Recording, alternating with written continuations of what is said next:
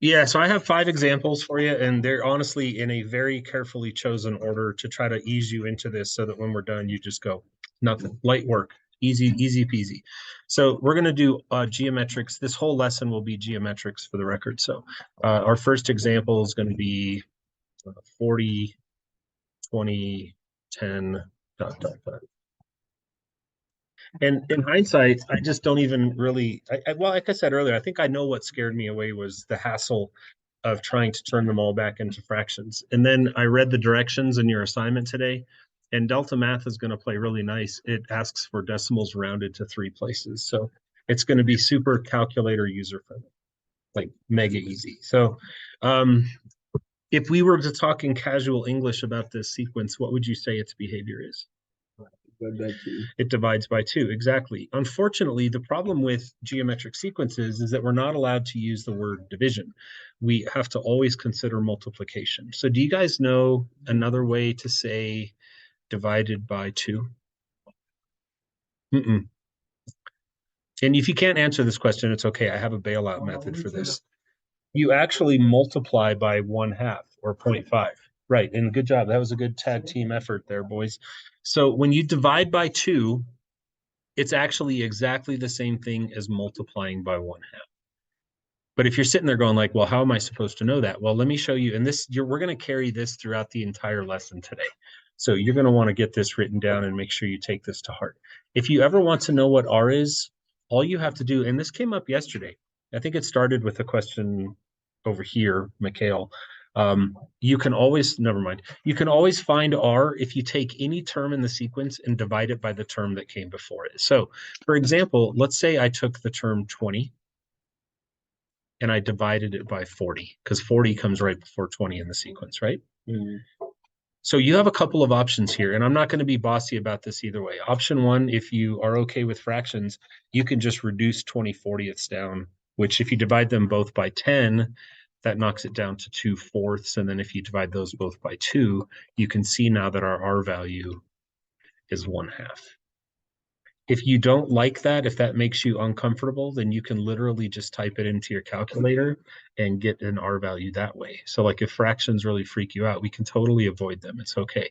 So I could take 20 divided by 40 and just type it into my calculator. And what will it say when I do that? 0.5. So I'm going to let you go either way on this. I don't really care. So you can use R as a fraction or you can use R as a decimal.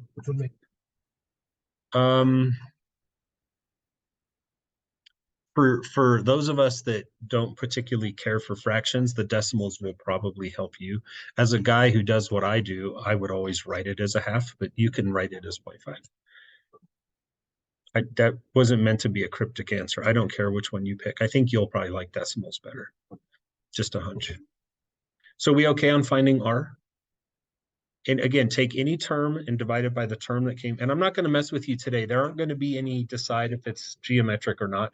Everything today is geometric or later on arithmetic, but everything today fits a category. There's not going to be any that are like, this doesn't work. Okay. Just so you know. So how do you in your notes? How you find R? Divide any term by the term that comes before it.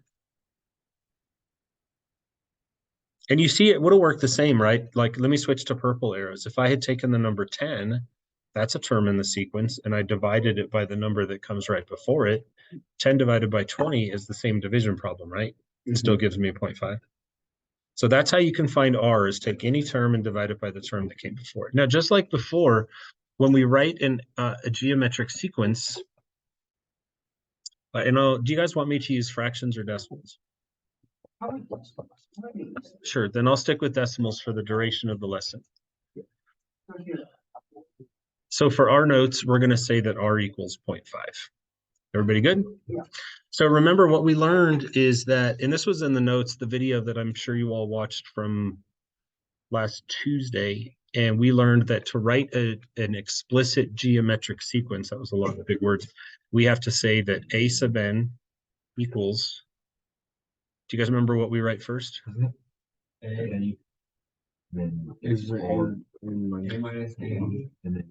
It's to write an explicit sequence, you always put the first term here. Always put the first term here. That's A sub 1. And then here, 1.5. and then here you put your R. Yep, just n minus 1. Yeah. And this is explicit. This is explicit, right? We're not going to do any recursive formulas today at all. No? No, nothing. So we're gonna. Does not work with today. Just not right now. Oh, So cool. that's not my mission. I don't want to talk about the test. Just for right today, just know we're not going to write any explicits. Deal? Or we're not going to write recursives. Good? Yeah, sure. Wow. Yeah, like this, if you wanted to, like this one would be a sub n equals a sub n minus 1 times 0.5. I mean, that's all in a recursive ever is just each term is the term that came before it times whatever. Yeah. And then, of course, you'd have to say that a sub 1 equals 40. So this is a recursive, but I just was going to kind of leave it out of today because it's super easy. Good? Yeah. All right, so now at this point in time, so does anyone have any questions as to what I have in the yellow box? Let me ask you again, for those of us that make everything harder than it needs to be, here it goes. Where the purple arrow is pointing, what always goes there? First one. Always the first term. Thank you. And where the green arrow is pointing, what always goes there? Whatever R is. Good. And remember, it's not dividing, it's multiplication, often by a fraction. So when the numbers get smaller, we're actually multiplying, but by a decimal. That's why it gets smaller. Good. So again, if you ask me like, where does the red arrow come from? My answer is, I don't even know how to answer that. Like, it's always there. And if you ask me like, where does the purple thing come? It's like, it's always there. Like, those parts are non-negotiable. It's that all we change is what goes first is the first term. And then the little multiplier guy goes there and presto. So now, You have to put the next 3 terms on this one too. or- Nope. Okay. So all we're going to do today is find a specific term. So like for this one, I wanted you guys to help me find, which one was this? A sub 10. And remember, a sub 10, when I say that, a sub 10 is just, that just means go find the 10th term. So how easy is this? Well, it's pretty well off the charts easy. I'm just going to go up to where the n is in my explicit formula, and I'm going to change it into a 10. So all I have to do in my calculator is type in 40 parentheses 0.5 close parentheses to the power of 9. It equals 0.078. so the 10th term of this sequence is equal to 0.078 done. And then again, it's not perfect. We're settling a little bit here by rounding, but that's okay. And we're learning how to do geometric sequences that don't multiply by whole numbers, and that's beautiful progress. They don't have to be perfect. Any questions? That's the process. Okay, I have another one that I think is relatively of the kind of easy variety. That's all for that problem. Yep. Is So- that how all the problems are gonna be? They're getting harder now. Did you say they were going? They're going to get a little tougher, but just ride with me, okay? Let's quit asking questions about the test and just ride with me through the lesson. And if this goes well, then we don't have to worry about questions like that. Trust me. So this one's going to be a little bit rougher because if I divide any term by the term that came before it, it actually comes out to 0.3 repeating. So we want to be really careful. This would be a time when I would use R as a fraction. And we've had these conversations, you and I, over the years about why do all you math teachers get all worked up about decimals? And the reason is because if I divide if I divide like 30 by 90, my calculator says 0.333333. And what happens is if you round that off to 0.33, you've kind of wrecked the problem at this point in time. So if you still want to stay with the decimals, I'm okay with that. But why don't we agree that we're not going to call R 0.333, we're going to call R 0.3 repeating. And that way there, when I put it into my calculator, I can at least remember when I go in my parentheses to put a bunch of 3s. Don't just put 0.33, put like 0.7 of them. Oh, so I'm going to use repeating. the, no, it doesn't. You should put parentheses 1 divided by 3. Well, see, and therein lies the way I do them. Yes, and I just was worried that someone was going to get all up in my business. So first off, I'll talk about that in a second. So we now know that R is either 1/3, which is what I prefer in this case because it's better, or we can call R 0.3 repeating. So let's write our explicit formula. A sub n equals what? Always the first term, and then in parentheses. So here's how I do it. I'm going to stick with what Sammy's saying. I'm just going to put 1/3 in my parentheses because that is literally perfect. So where do you get that? It's just a division sign. Oh. If you use the division sign, it makes a fraction. Oh, It's not a dumb question. I get that question all the time. Division and fractions are like the same thing. So we just use division when we want a fraction. And then I'm going to raise it to the power of n minus 1, and I'll put a white box around this. That is how easy the explicit formula is. I've got no issues if you were to sub this out. I'm going to use my eraser now. If you were to take the 1/3 and put it in as 0.3, as long as you acknowledge that it's a buttload of threes and not just like a couple. So Well, that's kind of what I wanted to do as an experiment. So let's do, how many of you are comfortable with the fractions? Okay, so you guys who are comfortable with the fractions, here's what our job is as a class. We're all going to find the 11th term. So let's do this. I'm going to put like a curtain, a big fat yellow curtain down the middle. And some of us, I want to use R as 1/3. And some of us, I want to use R as point,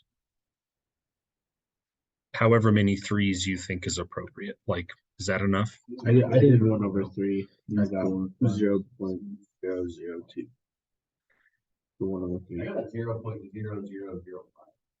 So if I type it in with R as 1/3, this is what my calculator input would say. I would type in literally exactly this: 90 parentheses 1 divided by 3 close parentheses to the power of 10. That's what you should type in, like, exactly. And if you do that, your decimal, I know I'm not going to follow directions here and I'm not going to round, but I just want you to see the difference that we get. So I'm going to get I copied this off my screen earlier. I get 0.0015241579. And your calculator might not have that many decimal places. Mine has, so mine has a little bit, maybe, yeah, 1 decimal place more. Big whoop, right? In like 10 or 11 threes, like Mhm. not that many in it. 1524158. So good. So the moral of the story here is, thank you guys for doing the decimal one, is for you guys that put in a bunch of threes for your R value. So you guys typed in 90 times and then you put point buttload of threes. How many threes did you do? Like 9 or 10. So as many as Yeah. before you drove yourself crazy, and then you raised it to the power of 10. And what did you get? Same thing. But So- it was a 578. But that's okay. And that's again because you mean a 0.58, right? And that's because just the limited screen space. So I think the moral of the story here is that we're going to get the same answer either way. Like, good enough for government work, as they say. Yes? Am I supposed to move the decimal? someplace? No. If I got 0.00, Did you type in, which one did you do, decimal or fraction? So you typed this in just like this? And are you sure that your parenthesis thing is? I put in 9. So I think what we just learned is that you can use fractions or decimals, and honestly, even for poopy fractions like this that come out as bad decimals, we're still going to be okay. So any questions on that? Okay, let's head on then to the third one. The third one I was worried that you wouldn't like, so sorry in advance if it bothers you, but you guys can do this. This isn't bad.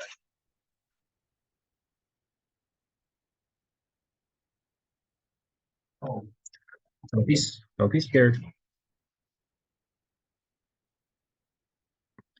yeah, we can do this one on. Your calculator is going to be your friend. You gotta get a comment on later first. Absolutely not. Nope. I'm telling you straight up. I'm not trying to ignore your questions. I'm just ignoring them because You're going to have a lot of them. If you want to call 3/2, 1.5, 1.5, I don't care. Call 3/4, 0.75, I don't care. But listen, let your calculator do literally all of the lifting. So what I'm going to do is I'm going to pick a term. Don't ever pick the first term. That would be stupid because there's no one before the first term. But I'll pick the second term and I'm going to divide it by the first term. Your calculator will do this for you. So when I type this in, I do parentheses, 3 divided by 2, close parentheses, divided by 3. And I'm going to do that with you. Did you all get 0.5? Yep. So what did we just figure out that R is? 0.5. And again, fractions and decimals in this case aren't going to be any different because 0.5 is the exact perfect version of 1/2. So since we said we were going to use decimals, I'll stick with the 0.5. You're not allowed to tell me that that was hard. No. That was just a term typed into my calculator, divided by the term that came before it, and presto, there's my R. And at this point, I can write an explicit formula because it's almost impossible to mess up, right? Mhm. I'm going to write A sub n equals, and what goes first? 3 times 0.5 or 1/2 raised to the power of n minus 1. Done. Absolute cakewalk. Right? What term do you want? I don't know which one. I think on my notes I had the 11th term. You want to do the 7th? Let's be careful. I will caution you that the reason I chose the numbers I did is because when I went too high, have you guys ever seen it on your calculator when it says like 0.0419362 E -4? Have you ever seen that? That's what happens when you overload your calculator's screen size. And what E -4 means is scientific notation. It means that the decimal actually has to go 4 places back to the left. So the answer really to this is 0.00004. Your calculator just chooses scientific notation when the numbers get too big or too small. So I tried, as I wrote this note card this morning, to pick numbers that would not cause scientific notation. So 17, I think, will cause scientific notation. 7th term is fine. So let's all agree that we're going to find the 7th term of the sequence.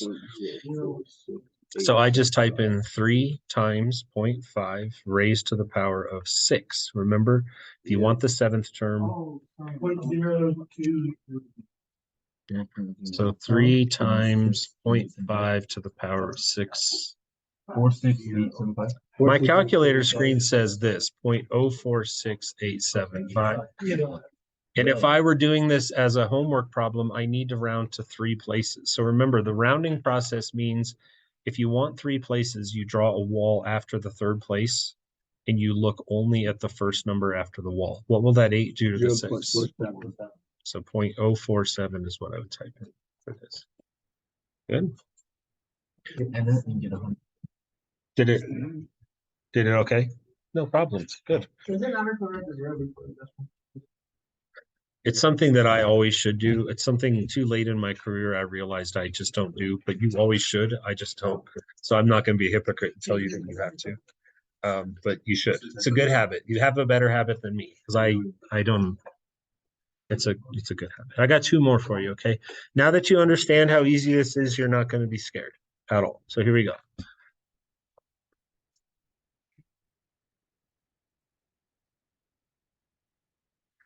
It's obviously not arithmetic because it goes +6 +10. And you might look at it and think, how could that possibly be geometric? But the answer always lies in what I've said, I think probably 5 or 6 times now, and that is divide any term by the term that comes before him. That's how you do your R, right? Always. Okay. So if I take, and like, listen, Brandon and his side of the room can take and do 15 divided by 9. And then like Kale and his side of the room can do 25 divided by 15. We collectively are all going to get the same answer. What is it? 1.6. So it's 1 point. Yeah, there's going to be a 7 at the end of yours because your calculator runs out of space. So when your calculator gets to the end of its, I think your calculator screen size probably goes about this far. Yeah. And it looks in its memory and it knows what's right there. Well, Oh, what? it knows there's another 6 there, but then it says, well, I don't have any more real estate. So I'm going to take that 6 and I'm going to round my last number up to a 7. And what are we trying to find? Again, yes, of course. If I were doing this, I would do it as 5/3 for the record. My R would be 5/3. So if you're liking fractions more, please continue to use them. Because I take 15 divided by 9, and then I reduce it by dividing the top and the bottom both by 3. So that's where I get my R value from. That's the best R value you can use. Do you know what? Okay? But I didn't want there to be some storm of complaining if I just stuck to fractions. Huh? You know what, like term we're trying to find? Not yet. I was still muddled back in the conversation from Okay. before. But are we okay, everyone, with R being either 5/3 or 1 point buttload of 6s? Yeah. So what's our explicit formula? Any N term equals equals 9 to Times 1 point buttload of 6s. Repeating. To- N minus. There you go. And on my note card, I had us finding the 13th term. So we're going to do 9 times 4,134. 4.54. and that's to the power of 12. Yes, and I got the same thing. I got 4,134.542922. Yeah. So what would I type into Delta Math for this? 4,134. 0.543. 3. So 4134.543. The third one. That's kind of why I tried to preface it like I did.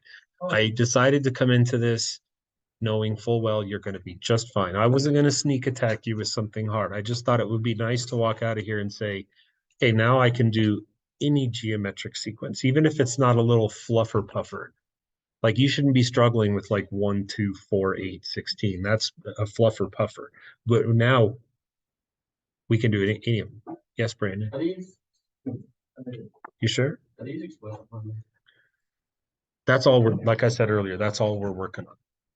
So even on the quiz, it's just. You're still talking about the quiz, and I don't really want to. I'm telling you what we're doing right now. Sound good? Listen, if you want to know how to do the recursive, I don't know what your hang up is. You just always do it like this. Like on that last problem, I just write this. I just write a sub n equals a sub n minus 1. If someone puts a gun to my head and says, write me a recursive formula, I'm like, okay, big guy, there it is. And then all I have to do is at the end of it, just put what the sequence does. What did that last sequence multiply by? It went up by 1.6 repeating. So I just put times 1.6 repeating, wipe sweat from brow, and I'm done. Like you keep talking about this recursive thing. That's all you have to do. And then, of course, you have to tell someone, hey, the first term was 9, done. Got it? So whether it's on the quiz or not, it shouldn't even really be an issue for you because like it's almost like you should hope that it is because that's just free points right there. Right. This part of it never changes. Recursive always starts like that. Always starts like that. Always starts like that. And then all that ever goes here is just what the sequence does. Recursives are so nice. I'd have one more. And then we'll work. And by the way, there are arithmetics in your Delta Math, so I can go through one of those with you too. But the new stuff today was this, and that's what I wanted to talk about. Not yet. Today's assignment. You will be.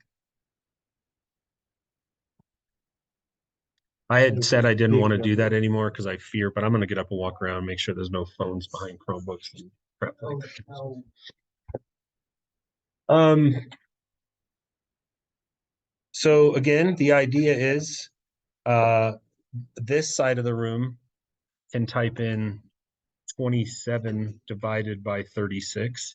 And then this side of the room can type in 81/4 divided by 27. 0.7. We're all going to get the same R of 0.75. And at that point, like, wow, That's easy. So if I say write me an explicit formula, I just write a sub n equals what always goes first. 36, And then in parentheses, I 3 put 4. or 3/4, either ones. And again, in this case, they're perfectly the same. We're trying to find. And I wanted the 12th term. 1.520. 152046. And it does correctly round to 1.520 because after the 0 goes 4, 6, 4, 8, 9, 7. And so I would chop it and then I would look past the chop. And the first number I see is a 4. Remember, nothing after that matters. It's all no peaky. Four rounds the 0 down. Done. So real quick, just let me remind you that some of the sequences in your assignment are going to be arithmetic. Did I go too fast? You could just ask. You don't have to say okay. You can just say, hey, can you scroll back up? So let's say we had like 5, 12, 19. If you're getting your Chromebooks out already, don't do that because then you're going to be the person that asks about this. So just a quick reminder. Some of the problems will be geometric. Some will be arithmetic. If it's arithmetic, it's freaking obvious. Like, how do I know that that's arithmetic? Because it's literally going +7 each time. Look, +7, +7, +7. And as we know, when you add or subtract, it's arithmetic, right? So let's write an arithmetic explicit formula. A sub n equals what? 5. 7n. Oh, And so then how do you modify 7 to turn it into 5? minus 2. And that, my friends, is your explicit formula for the arithmetic. Oh, Not knowing how to do this is why some of you bombed the last quiz. So if I said to you, let's find the 24th term, you just put 24 right there. You don't do 23, you just do the normal 24, type it in, hit enter, and that's that. Okay. Want to practice another one of those? Yeah. it's gonna be in the belt of that. Thank you, Brandon. I needed that. So let's start with 15, and then let's do 4. So what is that? That's the -7, -18. Yeah, seriously, guys, I thought we were past this. I really did. These two guys doing tongue things with each other. Yeah, I wish I hadn't had to see it, but what's more distracting is that they're not paying attention, rather working their tongues around their mouths as they stare at each other, which is awkward. So, first off, we recognize this as arithmetic. And again, you might say, well, why? And my answer is because look at it. It's -11, -11, and -11. And so since it's adding or subtracting, then I know it's arithmetic, right? So to write an explicit arithmetic formula, I need to say a sub n equals. Since it goes down by 11, I write done. So you add 26 to -11 to get 15? Because you answer the following question. You say, Colby, Yes. I need you to really listen to this part. You ask yourself this question. Do you see the number that I'm underlining in yellow? Yes. What would you have to do to it to turn it into the number in purple? How do you turn -11? How do you turn an $11 debt into a $15? First you add 11. 26. That's where the 26 comes from. Oh, yeah, okay. Got it? Can you leave that up there? Yeah, Brandon. Why can't you use 15? You know what I'm saying? For what? Where 26 is. Because You know what I mean? And then subtract 1 from the, like, make it n minus 1. Why is it funny? It's like a serious question. I'm not laughing either. I don't know what anyone would find entertaining about your question. I was going to try to find a clever way to not clever like comical, just clever like something that would make sense. You have to ask yourself, first off, I need my formula to work. And I don't know that I'm answering your question directly, but if my formula is going to work, when I put 1 in place of n, it should produce for me the first term. If I put 2 in place of n, it should produce for me the second term, and so on, right? Do you know what I'm trying to say? Yeah. So right now, the way it stands, and then I'll try to answer your question more directly. The way it stands right now is if I put 1 right there, then it had better give me back the number 15 or it's a broken ass formula. You see what I'm saying? So if I put 1 there, I go negative 11 times 1 and I get negative 11 and I'm like, wait a second, negative 11, that's not even close to 15, which is why I have to put the modifier of 26. It brings all the formula values up to par with what they need to actually be.